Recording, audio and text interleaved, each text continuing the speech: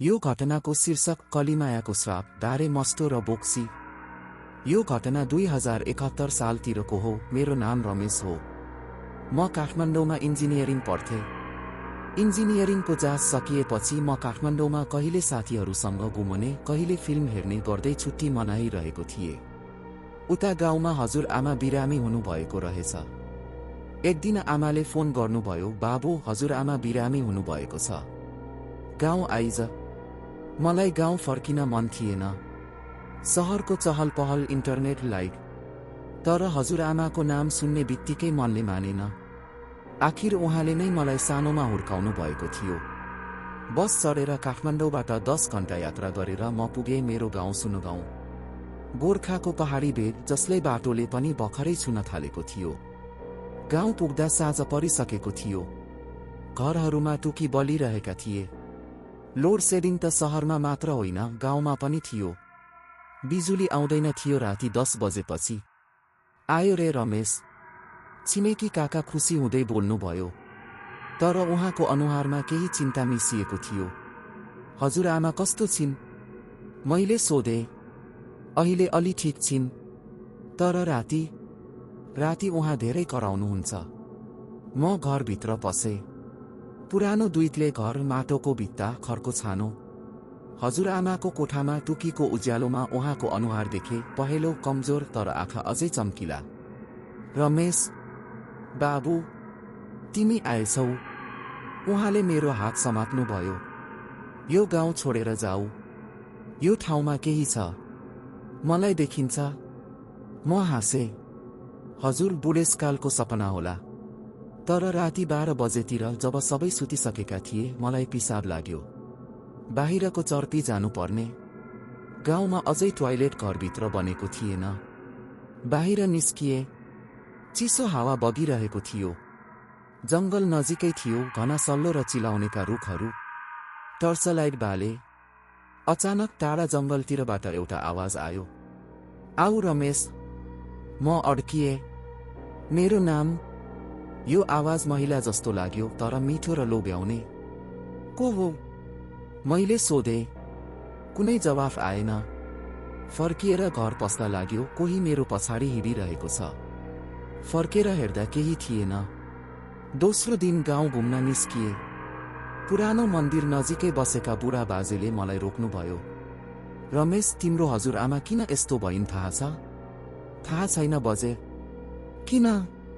20 वर्ष अघि यो गाउँमा एउटी बोक्सी थिई, नाम थियो कलिमाया।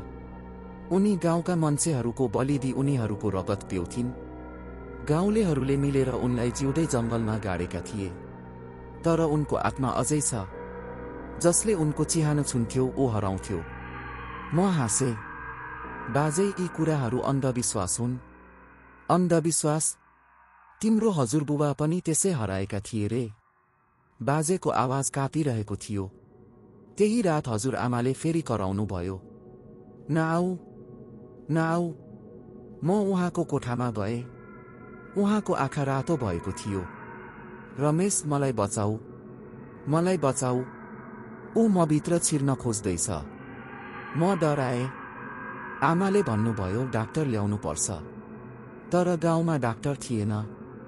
नजिकको बजार 4 घण्टा टाढा। राति 2 बजे मलाई फेरि आवाज आयो। यो पटक घरभित्रै। रमेश, म तिमीलाई देख्न चाहन्छु। नजिक आऊ। मेरो मोबाइलको टर्च बाले। कोठाको कुनामा एउटी स्त्री उभिएको देखे। लामो कालो कपाल, सेतो साडी, अनुहार आधा छोपिएको। उनको खुट्टा पछाडि फर्किएको थियो। किचकन्डी। म चिच्याएँ, तर आवाज बाहिर निस्केन। मेरो गला थुनिएको जस्तो भयो। ऊ नजिक आयो। उनको सास चिसो थियो। तिम्रो हजुरआमा? मेरो शरीरको भाग हो। उनले मेरो चिहान खोलेकी थिइन्। अब म उनीबाट निस्कन चाहन्छु। तिमीले मद्दत गर्नुपर्छ। म बेहोस भएँ। बिहान उठ्दा मेरो घाँटीमा रगतका दाम थिए। हजुरआमा शान्त हुनुहुन्थ्यो, तर उहाँको आँखा अब मेरो जस्तै लाग्थ्यो। गाउँलेहरू भेला भए। कलिमाया फर्की। अब अर्को शिकार खोज्दैछ। मलाई लाग्थ्यो यो सपना हो। तर साँझ पर्दै जाँदा गाउँका कुकुरहरू भुक्न छोडे, चराहरू चुप लागे। म जङ्गलतिर गए, पुरानो चिहान खोज्न। बाजेले भनेको ठाउँमा पुगे, ठूलो ढुङ्गामाथि रातो सिन्दुर लगाएको। मैले ढुङ्गा हटाए, भित्र सडेको लासको हार मात्र थियो, तर एउटा सानो लकेट, मेरो हजुरआमाको नाम लेखिएको।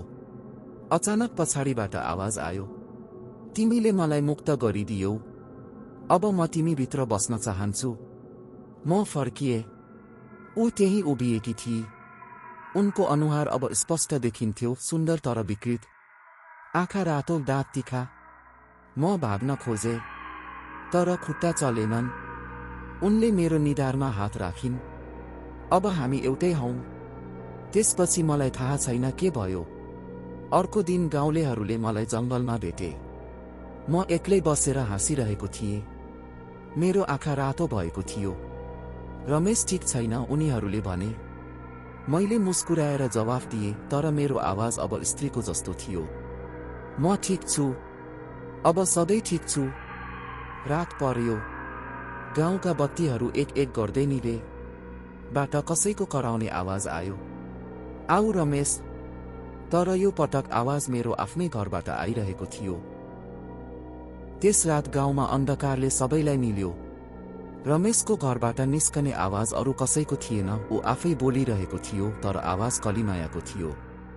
स्त्री स्वर, चिसो र घिनलाग्दो। म तिम्रो हजुरआमाभित्र बसेकी थिएँ, अब तिमी भित्र। तिम्रो रगत तातो छ, मिठो छ। रमेशको शरीर काँपिरहेको थियो। ऊ गर्दै बाथरुम गएर गर्दै आइरहेको थियो। उनको घाँटीमा नीलो डाम उत्रिएको थियो, जसलाई कसैले च्यापेर थिचेको जस्तो देखिन्थ्यो। आमा रिसाउँदै कोठामा पस्नुभयो। बाबु, के भयो तिमीलाई? रमेशले फर्केर हेर्नुभयो। उनको आँखा पुरै सेतो भएको थियो, पुतली थिएन। आमा, मलाई भोक लागेको छ। उनले आमाको काँधमा हात राखे।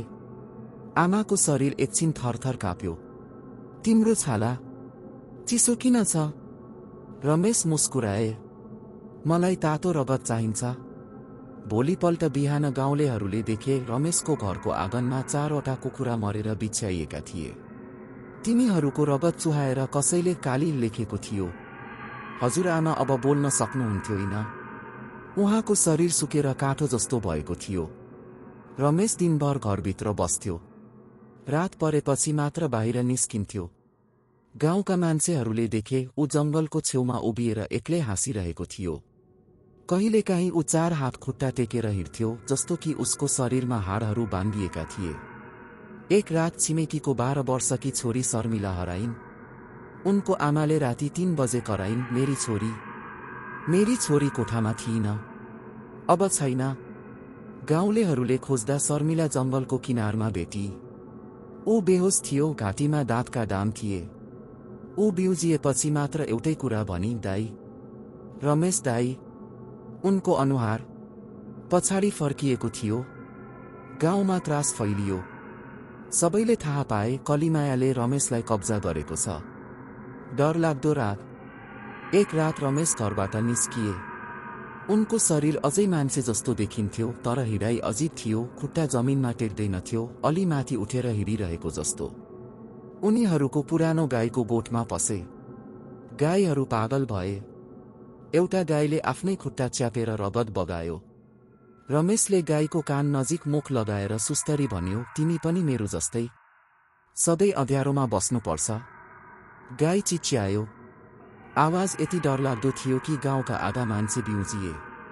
भोलिपल्ट गाउँका बुढापाका भेला भए। झाँक्री बोलाउनु पर्छ। कुन झाँक्री? सहबीर झाँक्री, जो दारे मस्टो पूजा गर्छन्। 3 दिनपछि सहबीर झाँक्री गाउँ आइपुगे। उनी लामो सेतो झैटे, घन्टीको माला, हातमा ढङ्ग्रोह र खुकुरी बोकेका थिए। उनको आँखा देख्ने बित्तिकै रमेशको शरीरभित्र कलिमाया चर्को स्वरमा कराई, मलाई छुन आउने होइन, म यो शरीर छोड्दिन। झाँक्रीको पूजा। राति 11 बजेतिर गाउँको दारे मस्टोको ठूलो मन्दिर अगाडि आगो बालन लगाए। दारे मस्टो गाउँको कुलदेवता, पहाडी रक्षक, जसलाई 100 वर्षदेखि पूजा गर्दै आएका थिए। रातो कपडा, त्रिशूल र घण्टा। रमेशलाई बलजफ्ती मन्दिरको आँगनमा लगियो। उनको हात खुट्टा डोरीले बाँधिएको थियो, तर ऊ हाँसिरहेको थियो, अनुहार विकृत, आँखा रातो। सहवीर झाँक्रीले ढङ्ग्रोह बजाउन थाले। डारे मस्टो, रक्षा गर, यो छोरो तिम्रो गाउँको हो, यो बोक्सीको छाया हटाऊ। रमेशको शरीर माथि तल हल्लिन थाल्यो। उनको मुखबाट सेतो फिज निस्कियो। कलिमायाको आवाज चर्को भयो, मलाई मार्न सक्दैनौ? यो गाउँ मेरो हो, म यहाँ 100 वर्षदेखि छु। झाँक्रीले खुकुरी उठाएर आगोमा तताए। त्यसपछि रमेशको निधारमा रातो सिन्दुर लगाए। मन्त्र पढ्न थाले। कलिमाया, तिम्रो ठाउँ जङ्गल हो। दारेहा मस्ताको आदेश, यो शरीर छोड, फर्किजाऊ। रमेश चिच्यायो। यति ठूलो आवाज कि मन्दिरको छानोबाट धुलो झरियो। उनको शरीर बाङ्गियो, हातका हाडहरू देखिने गरी रगत बग्न थाल्यो नाकबाट। गाउँलेहरू डराएर पछाडि हटे। एउटी महिलाले रुँदै भनिन्, मेरो छोरो मर्छ कि? झाँक्रीले चिच्याए, डारे मस्टो, प्रकट हौ। अचानक हावा चलेको, रुखहरू हल्लिए। मन्दिरको घण्टी हलिन थाल्यो, त्रिशूल हलिन थाल्यो र प्रकाश देखियो। रमेशको शरीर एकदम शान्त भयो। कलिमायाको आवाज अब कमजोर भयो, म जान्छु, तर म फर्किन्छु। झाँक्रीले रमेशको शरीरबाट एउटा कालो धुवा निस्किएको देखे। त्यो धुवालाई झाँक्रीले तयार पारेको तामाको भाँडोमा कैद गरे। भाँडोमा पुराना मन्त्र लेखिएका थिए। अन्तिम संस्कार। भोलिपल्ट बिहान झाँक्री, रमेश अब अलि ठिक भएको र केही गाउँले जङ्गलको गहिरो भागमा गए। त्यहाँ एउटा पुरानो बाङ्गो रुख थियो जसलाई गाउँलेहरू कली रुख भन्थे। रुखको ट्रङ्कमा पहिले नै ठूलो खाल्डो थियो जसलाई 100 वर्ष अघि मन्त्रले सिल गरिएको थियो। झाँक्रीले भाँडो खोले। कालो धुवा निस्कियो र रुखको खाल्डोभित्र पस्यो। झाँक्रीले खुकुरीले रुखमा त्रिशूलको चिह्न काटेर लामो मन्त्र पढे। डारे मस्टोको शक्तिले, कलिमाया, तिमी यो रुखभित्र सधैँका लागि बस। कसैले यो रुख छुन पाउँदैन। यो गाउँ तिम्रो होइन, यो डारेहा मस्ताको हो। रुख हल्लियो। एउटा चिसो चिच्याहाट सुनियो जुन क्रमशः टाढिँदै गयो। रमेशको शरीर पुरै शान्त भयो। उनको आँखा सामान्य भए। उनी रोए, मलाई थाहा छैन के भयो। झाँक्रीले रमेशको काँधमा हात राखेर भने, बाबु, तिमी भाग्यमानी रहेछौ। डारे मस्टोले तिमीलाई बचाए। अब यो रुख कहिल्यै नछुनु, राति यो बाटो नहिँड्नु। 3 महिनापछि रमेश काठमाडौँ फर्किए। तर उनी कहिल्यै पुरानो जस्तो भएनन्। कहिलेकाहीँ राति सपनामा ऊ त्यही बाङ्गो रुख देख्छ, रुखभित्र केही हलचल गरिरहेको। गाउँमा अझै पनि चलन छ, राति एक्लै जङ्गल नजानु, डारे मस्टोको नाम लिनु र कली रुखबाट टाढै रहनु, किनकि केही आत्माहरू कहिल्यै पुरै मर्दैनन्।